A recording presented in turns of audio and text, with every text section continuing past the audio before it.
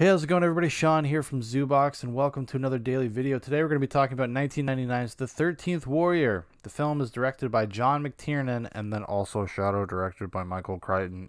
Written by Michael Crichton and William Wisher, based on Michael Crichton's novel Eaters of the Dead. It stars Antonio Banderas, Diane Venora, Dennis Storell, Vladimir Kulik, Omar Sharif, Richard Bremer, Tony Curran, Neil Mafflin, Clive Russell, and others. The plot synopsis is: a man, having fallen in love with the wrong woman, is sent by the Sultan himself on a diplomatic mission to a distant land as an ambassador. Stopping at a Viking village port to restock on supplies, he finds himself unwittingly embroiled in a quest to banish a mysterious threat in a distant Viking land. So, The 13th Warrior is interesting. Like I said, it's an adaptation of Michael Crichton novel called Eaters of the Dead. And that is something I have a history with. I grew up reading Eaters of the Dead. I actually am kind of a fan of Michael Crichton as far as like populist, fun novels go. Like his Jurassic Park is amazing, Sphere is incredible, The Andromeda Strain, the list goes on. He made his directorial debut, I believe, doing Westworld, the original Westworld with Yul Brynner.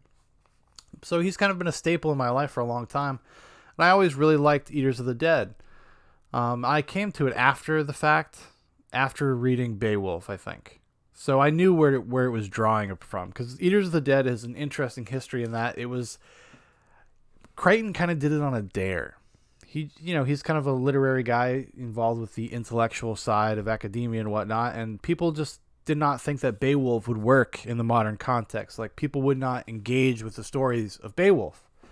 And he was just like, no, I don't think so. So what he did was he basically went and repurposed the story for the 13th Warrior, the Eaters of the Dead, rather. And what he did was he made it a piece of historical fiction where he actually draws upon some real life characters. I guess the main protagonist, the voice of the book, is written kind of, if the book is written as almost like a diary entry, it's like a historical record. It even makes reference to where like these documents, where these diaries are held somewhere in Germany.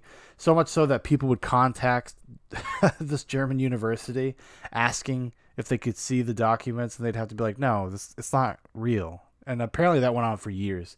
But the historical guy's name is Ahmed ibn Fadlan, if I'm saying that correctly, or probably not. But he's played by Antonio Banderas in the movie. And what it does is it is able to re-mythologize Beowulf. Because you see it from somebody else's perspective. You see it from a storyteller's perspective. And it kind of reintroduces the myth to a new generation. And it does so by grounding it a little bit, making it feel more serious. But all of the beats are the same. All of the major beats are the same. So when it came to the movie apparently had a very troubled production. John McTiernan, director of some of my favorite movies, Predator, Die Hard, just to name a few, was kind of in a weird spot in his life, I think, when he did this. And apparently when he did their first principal photography and they put together a cut, they were test screening it, and it was so awful, and the executives thought, like, this is unwatchable. They actually gave Michael Crichton about $30 million to go do reshoots, and he did. And then you got the movie that came out. So Michael Crichton actually went back and, I guess, filmed a lot of substantial stuff that completely changes the movie. So what do I think about The 13th Warrior? I actually really like The 13th Warrior. I've always had a soft spot for it, and I think it does a cool recontextualization of Beowulf, because it turns it into a swashbuckling adventure movie. And it's, it's low key, and it's dealing with Vikings, and there's like huts and mud and brutal hand-to-hand combat and stuff, but it's got like this great sense of whimsy to it. And a lot of that, I think, is by Crichton's design, because Crichton, having written the novel, understood what he was trying to get at, and I think he tried to execute on the same thing in the film version. He wanted to reintroduce the myth of Beowulf.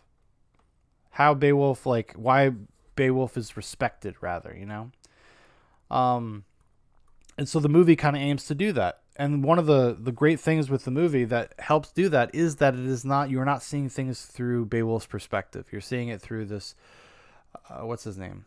Ibn Fadlan. Ahmed Ibn Fadlan. You're seeing it through his perspective. So he is experiencing the story as we are.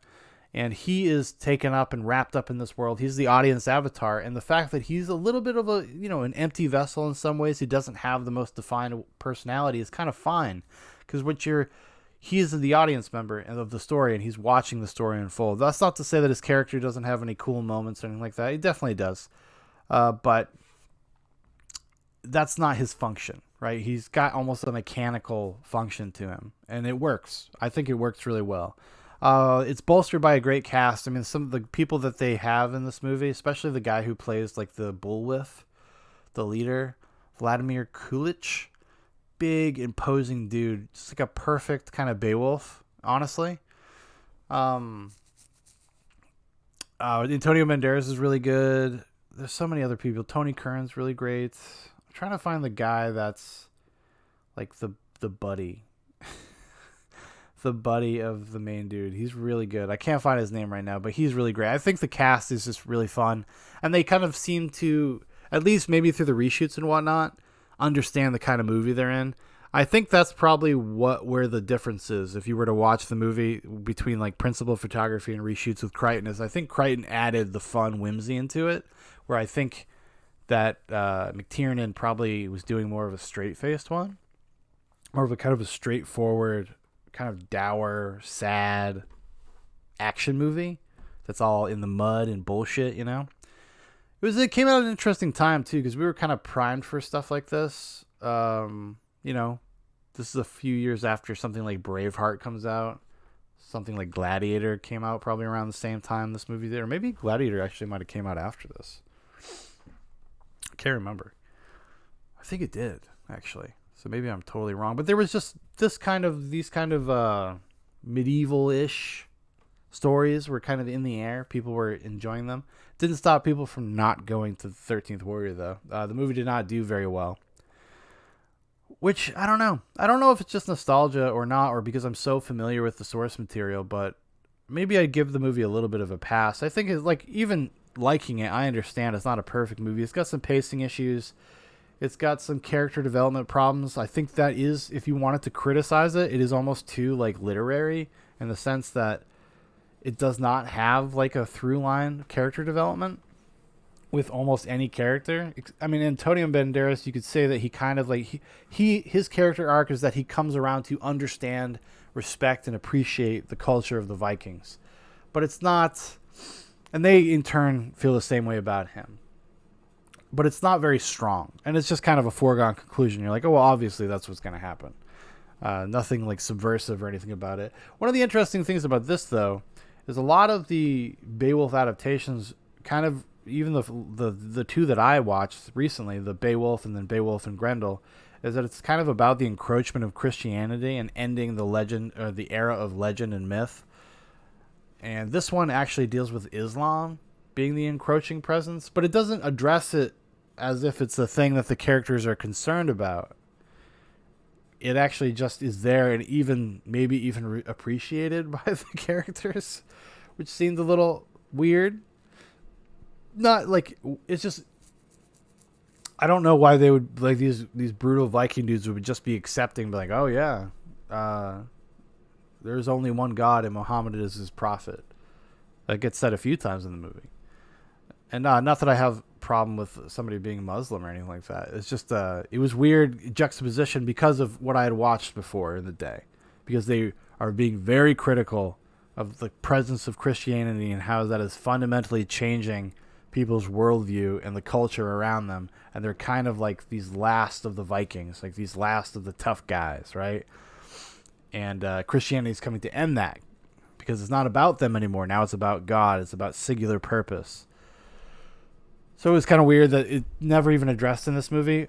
Although, you could make the argument maybe it would have been inappropriate, but I think you could have had it in there. If you're going to bring it up to the point where it's actually being espoused, and Antonio Banderas is, Ahmed Ibn is like actually teaching Beowulf to write, there is only one God and his prophet, and Muhammad is his prophet, you would think that it would actually play into the story, and it doesn't. Things like that. There's a few stray strands here and there. Not all the characters get developed super well. They're all like entertaining, and they all feel specific. There's an idiosyncrasy to like their characters, the kinds of people they are. You kind of like, as the movie introduces them in the beginning, you kind of just understand who they are. And you don't need to get to know everybody. And I do think it gives you enough. It gives you just enough to invest in some of these dudes. But maybe if they had been able to kind of get a better handle on how to have like a stronger through line with character developments, and so we felt a little bit more of a personal touch to them, a little more of like a personal awareness of who they were and how they operated. They're maybe a little too stoic for their own good sometimes. But yeah, if you've never seen The 13th Warrior, it's totally worth watching. I mean, honestly, I really enjoyed revisiting it. It had been a while since I'd watched it, and just watching the Beowulf, I was like, well, this would be a good way to cap off the day. Cap off the day with The 13th Warrior, the kind of sort of adaptation of Beowulf. Yeah. But hey, you could do worse. You could do worse. I mean, I don't know. Maybe you disagree with me. Maybe you guys think, oh, these are all bad. I don't know. It's been weird, you know? Like 3 Beowulf movies, none of them terrible. I guess that's a good day. That's one in the books, right? Oh my goodness. Yeah. All right, everybody. Thanks for watching. Thanks for listening. If you'd like to know more about Zoobox, there's a bunch of links in the description. If you'd like to make a recommendation for one of these daily videos or something for the big show, Zoobox Goes to the Movies, leave it in the comments section. I'll throw it on the list. All right, everybody. You have a great one, and go watch yourself some Beowulf.